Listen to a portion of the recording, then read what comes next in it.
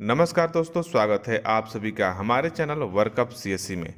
दोस्तों, मैं आज आप लोगों को इस वीडियो में बताने वाला हूं कि यदि आपकी सैलरी अंतिम सैलरी रिटायरमेंट के समय 50,000 रुपये रहता है तो आपके रिटायरमेंट के टाइम पे आपको 1 लाख रुपये पेंशन प्राप्त कर पाएंगे आप। लेकिन इसके लिए आपको दो चीज़ जानना जरूरी है। पहला एनपीएस और यूपीएस। इसके खेल को अगर समझ गए ना आप तो आपको रिटायरमेंट के टाइम पे आप 1 लाख रुपये आराम से पेंशन प्राप्त कर सकते हैं। इस चीज़ को लोग समझते नहीं है। लोग जब तक लोग समझेंगे नहीं तो उनको भाई प्राप्त कैसे होगा। आधा वीडियो देखेंगे, शुरू का वीडियो देखेंगे, दो चार कमेंट करके निकल जाएंगे, उल्टा सीधा कमेंट करके निकल जाएंगे, पूरा वीडियो को समझेंगे नहीं। जब तक आप पूरा वीडियो को समझेंगे नहीं तब तक आपको इसका लाभ नहीं मिलेगा। तो वीडियो को पहले आप समझिए, फिर आप लास्ट में वीडियो समझने के बाद आपको अगर कमेंट कीजिए कि भाई नहीं, सही में आपने गलत बताया या सही बताया। ज़्यादातर लोग मैं देख रहा हूँ यही कर रहे हैं कि वीडियो को मेरा पूरा समझते नहीं है। शुरुआती के तो दो चार लाइन सुनते हैं और अपना कमेंट उल्टा सीधा करके निकल जाते हैं। फिर मेरा कोई प्रॉब्लम नहीं, आप जितना उल्टा सीधा लिखना कमेंट लिखिए, मेरे कोई प्रॉब्लम नहीं है। आप बिल्कुल फ्रीडम है मेरे बारे में, आप अच्छा बात भी लिखिए, बुरा बात भी लिखिए, मैं सब कुछ में एक्सेप्टेबल है मेरे लिए, क्योंकि इससे मुझे सीखने के लिए मिलता है। अगर आपको इसका फ़ायदा लेना है तो आपको इस वीडियो को पूरा अंत तक देखना पड़ेगा, क्योंकि मैं बीच में डायरेक्ट आपको वो चीज़ फॉर्मूला बता नहीं सकता है। उसका एक तरीका होता है कि पहले आपको थोड़ा सा भूमिका देना, उसका बेसिक चीज़ बताना, फिर आपको तरीका बताना। डायरेक्ट आपको मैं तरीका बता दूंगा, बेसिक चीज़ बताऊँ नहीं तो आपको बिल्कुल समझ में नहीं आएगा, आपको वो बिल्कुल फर्जी लगेगा और फ्रॉड लगेगा। तो चलिए मैं वीडियो को शुरू करता हूँ। और सबसे पहले जानते हैं कि यूपीएस, उसके बाद जानेंगे एनपीएस, और फिर मैं बताऊंगा उसका तरीका कि कैसे आपका यदि अंतिम सैलरी 50,000 रुपये रहता है तो आप 1 लाख रुपये पेंशन आराम से प्राप्त कर सकते हैं। केंद्र सरकार ने बीते शनिवार को यूनिफाइड पेंशन स्कीम का ऐलान किया था। ये सबको पता ही है, जिसको नहीं है वो भी ये जानकारी ले लें कि शनिवार को यूनिफाइड पेंशन स्कीम का ऐलान हो गया था। और मंगलवार को वित्त मंत्री निर्मला सीतारमण ने साफ किया कि यूपीएस बिल्कुल अलग है। उन्होंने उम्मीद जताते हुए कहा कि ज़्यादातर राज्य इसे अपनाएंगे। केंद्र सरकार ने बीते शनिवार को एक बड़ा ऐलान करते हुए यूनिफाइड पेंशन स्कीम लॉन्च करने का ऐलान किया है। पहले इसे एनपीएस और ओपीएस के बीच का रास्ता माना जा रहा था, लेकिन शनिवार को वित्त मंत्री ने साफ किया कि एनपीएस से अलग और बेहतर है।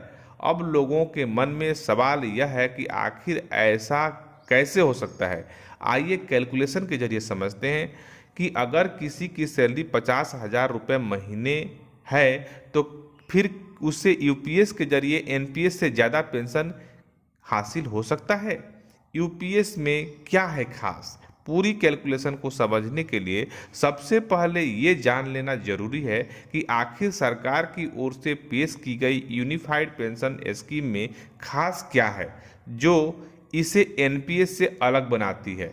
तो बता दें कि पूरी पेंशन तभी मिलेगी जब किसी कर्मचारी ने 25 साल तक नौकरी पूरी कर ली है। ये मैं पहले भी वीडियो में बता चुका हूं और दोबारा इसलिए बता रहा हूं कि कोई व्यक्ति अगर नया पहली बार हमारे वीडियो को देख रहा है उसको भी इसकी जानकारी हो जाए, क्योंकि जब तक मैं बेसिक चीज़ नहीं बताऊंगा तब तक आपको कैलकुलेशन जो करके मैं सिखाऊंगा वो आपको नहीं समझ में आएगा। तो बहुत सारे लोग हमारे वीडियो देख चुके हैं तो उनको मतलब ये लग रहा हो कि भाई बोर हो रहा हूँ, लेकिन बोर होने की जरूरत नहीं। आप बस थोड़ा धैर्य बनाए रखिए, इस चीज़ को समझ लीजिए, फिर आगे आपको भी समझ में आएगी। तो मैं ये चीज़ उसके लिए बता रहा हूं जो हमारे वीडियो को पहली बार देख रहा है। पेंशन की रकम अंतिम 12 महीने की एवरेज बेसिक सैलरी का 50% होगी। इसके अलावा यूपीएस में मिनिमम एश्योर्ड पेंशन का भी प्रावधान है। इसके तहत 10 साल की नौकरी करने पर कम से कम 10,000 रुपये महीने पेंशन पक्की हो जाएगी। यूपीएस में फैमिली पेंशन कैटेगरी में कर्मचारी की मृत्यु होने पर पेंशन का 60% उसके परिवार को दिया जाएगा। इन सभी पेंशन के साथ महंगाई राहत यानी कि डीआर का भी लाभ मिलेगा। डीआर एक नया टर्म आ गया है, पहले डीए के नाम से जानते थे, डियरनेस अलाउंस, महंगाई भत्ता। अब एक नया टर्म इसमें जोड़ा गया है, डीआर। यूपीएस और एनपीएस में सबसे बड़ा अंतर क्या है, इस अंतर को भी समझ लीजिए। ये भी अंतर जो मैं आपको समझाऊंगा ये भी आपको कैलकुलेशन में काम आने वाला है। नेशनल पेंशन स्कीम और यूनिफाइड पेंशन स्कीम दोनों में बड़े अंतर की बात करें तो जहां एनपीएस में कर्मचारी अपने सैलरी का 10% कंट्रीब्यूशन करता है और सरकार की ओर से दिया जाने वाला अंशदान 14% होता है। कुल मिलाकर एनपीएस खाते में जमा होने वाला राशि कर्मचारी की सैलरी के 24% के बराबर होता है। ये चीज़ आप समझ गए। वहीं दूसरी ओर यूपीएस में कर्मचारी का 10% होती है और उसमें सरकार का कंट्रीब्यूशन 14% नहीं बल्कि 18.5% है। कुल मिलाकर यूपीएस अकाउंट में सैलरी का 28.5% जमा होगा। समझ गए ना। अब इसमें यूपीएस में 28.5 और एनपीएस में 24%। ये दो चीज़ आप याद रखिएगा क्योंकि ये दोनों ही आपको कैलकुलेशन में काम आने वाला है। पेंशन का कैलकुलेशन। अब बात करते हैं कि कैसे यूपीएस के जरिए कर्मचारी को एनपीएस से ज़्यादा पेंशन मिल सकती है। तो इसे एक कैलकुलेशन के आधार पे समझते हैं। एनपीएस में 50,000 रुपये की सैलरी के आधार पर कर्मचारी का हर महीने कंट्रीब्यूशन 10% के हिसाब से 5,000 रुपये। इस प्रकार 14% सरकार को 7,000 रुपये होता है। पहले भी मैं आपको इसीलिए बता रहा था कि पहले वाला जो मैं आपको टर्म बताया ना डिफरेंस, जिसमें बताया था कि सरकार का कंट्रीब्यूशन 14% और एम्प्लॉय का कंट्रीब्यूशन 10%, 24% एनपीएस में होता है। मैं इसीलिए पहले समझा दिया था कि आगे हमको समझाना न पड़े। इससे एनपीएस अकाउंट में जमा होने वाला राशि 12,000 रुपये होगा। किसी का अगर 50,000 रुपया सैलरी था, मतलब सैलरी है किसी का एम्प्लॉय का 50,000 रुपया अगर सैलरी है तो उसके एनपीएस खाता में कितना रुपये जमा होगा? 12,000 रुपये होगा। क्यों होगा? क्योंकि उसमें 10% एम्प्लॉय का कंट्रीब्यूशन होगा और 14% सरकार करेगी। 24%, 50,000 का 24% 12,000 रुपये होता है। नेशनल पेंशन स्कीम शेयर बाजार से लिंक योजना है। ये बात सबको पता है, नहीं है तो मैं एक बार फिर से बताता हूं कि नेशनल पेंशन स्कीम यानी कि एनपीएस शेयर बाजार से लिंक योजना है। इसमें भविष्य में क्या होगा इसकी कोई गारंटी नहीं है। ज़्यादा भी हो सकता है, कम भी हो सकता है। अगर कोरोना जैसे 2-4 और प्रॉब्लम आ गया तो कहानी समाप्त भी हो जाएगी। तो इसका कोई गारंटी नहीं है, इसमें सरकार की कोई गारंटी नहीं है। ये बहुत ज़्यादा भी मिल सकता है, बहुत कम भी मिल सकता है, अनसिक्योर्ड है। जिसमें कंट्रीब्यूशन करने पर रिटायरमेंट के वक्त 60% तक अमाउंट एक मुश्त निकाल सकते हैं। एक यूजर ने मुझे कमेंट भी किया था कि हम एनपीएस से क्या पैसे निकाल सकते हैं। तो एनपीएस से फीसदी आप 60% तक एक मुश्त एक बार में रिटायरमेंट के समय में पूरा पैसा निकाल सकते हैं और बचा हुआ 40% को अमाउंट को एन्युटी जो पेंशन के लिए परचेज किया जाता है, खरीदने में इस्तेमाल किया जाता है। मान लेते हैं कि इसमें 8% का रिटर्न मिलता है। मान लेते हैं ऐसे, तो अगर मार्केट सही चला तो 15%, 20%, 12%, 10%, ऐसा ज़्यादा भी हो सकता है और नहीं भी हो सकता, कम 4-5% भी हो सकता है। लेकिन हम इस कैलकुलेशन को समझने के लिए, आपको समझाने के लिए एक मान लेते हैं कि 8% रिटर्न मिलता है। ठीक है।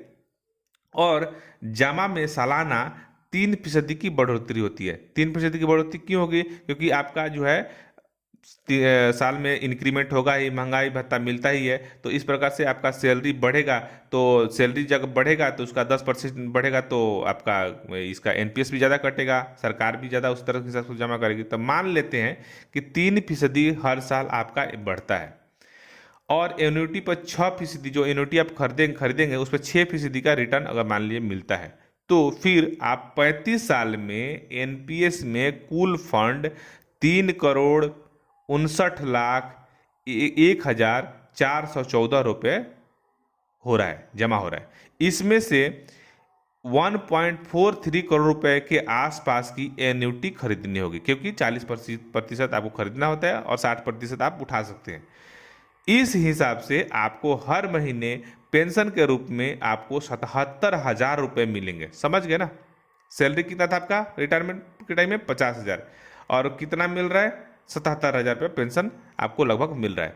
बता दें कि मार्केट लिंक होने के चलते रिटर्न ये 77,000 से बढ़ के 1 लाख, 1.5 लाख, 2 लाख भी हो सकता है और घटकर ये 20,000, 25,000, 10,000 भी हो सकता है, क्योंकि ये मार्केट लिंक्ड है। आपको पता होना चाहिए कि जो एनपीएस होता है ये मार्केट लिंक्ड है, ये कोई गारंटेड पेंशन योजना नहीं है। अब ऊपर वाला कैलकुलेशन तो आपने समझ लिया होगा।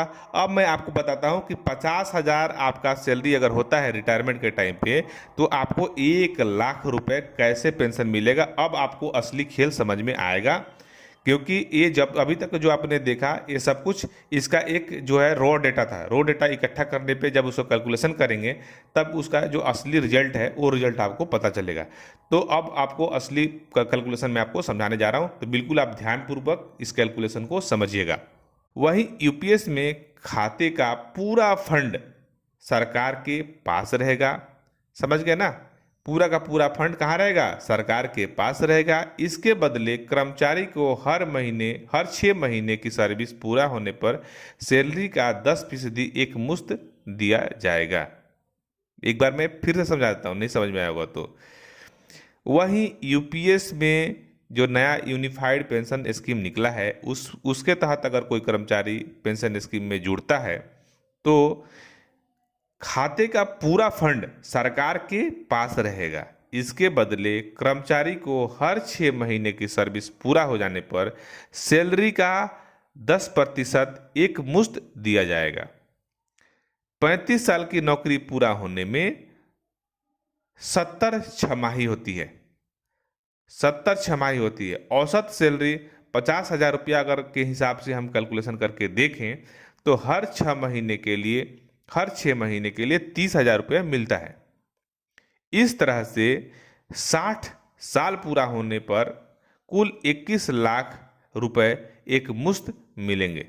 कैलकुलेशन करके देख लीजिए, हर 6 महीने पे 30,000 रुपये, 70 छमाही आएंगे तो 30 × 70 कर लीजिए, 7 × 21 है ना, 21 लाख रुपए मिलते हैं। हालांकि सैलरी में बढ़ोतरी के साथ ये रकम भी बढ़ती जाएंगी। इसके अलावा पेंशन आखिरी 12 महीने के औसत बेसिक सैलरी की 50% होगी।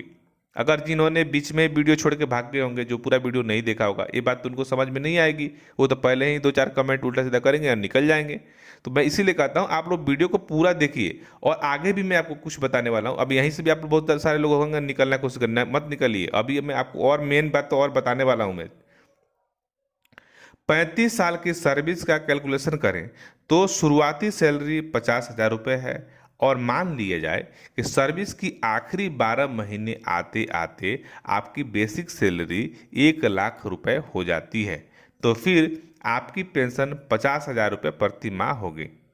फिक्स है, क्योंकि 50% मिलने वाला है। इसमें तो कोई मार्केट का कोई गारंटी नहीं कि मार्केट बढ़ गया तो बढ़ जाएगा, घट जाएगा तो घट जाएगा, ऐसे तो कहानी नहीं है। आपको तो सरकार राइटिंग में दे रही है कि आपका जो अंतिम बेसिक सैलरी होगा उसका 50% आपको पेंशन के रूप में प्राप्त होगा, और आपके गुजर जाने पे आपके परिवार को पारिवारिक जो फैमिली पेंशन है वो आपके पेंशन का 60% मिलेगी, प्लस उसमें डीआर भी, महंगाई भत्ता भी इंक्लूड होगी। ठीक है, इसमें फिलहाल इसके हिसाब से 50% महंगाई भत्ता के राहत जोड़कर देखा जाए तो कुल पेंशन 1 लाख रुपए होती है। समझ गए ना? इसमें अगर 50% महंगाई भत्ता अगर जोड़ देंगे तो आपको करीब करीब 1 लाख रुपए बनती है। ऐसे में देखा जाए तो यूपीएस में एनपीएस की तुलना में ज़्यादा पेंशन हाथ में आएगी। ये जल्द रिटायर होने वाले के लिए बेहतर है, लेकिन उन्हें एनपीएस की तरह निवेश करिए, निवेश के जरिए मिलने वाला रिटर्न नहीं मिलेगा। दूसरा इसमें भी है कि यदि कोई यूपीएस में आता है तो एनपीएस की तरह जो निवेश में रिटर्न मिलता है वो रिटर्न इसमें आपको नहीं मिलेगा, लेकिन इसमें पेंशन की गारंटी है। तो डिसाइड आपको करना है कि ये आपको एनपीएस चूज करना है या यूपीएस चूज करना है। मैंने आपको क्लियर कट बता दिया कि किसमें क्या लाभ है, क्या प्रोसेस है, क्या तरीका।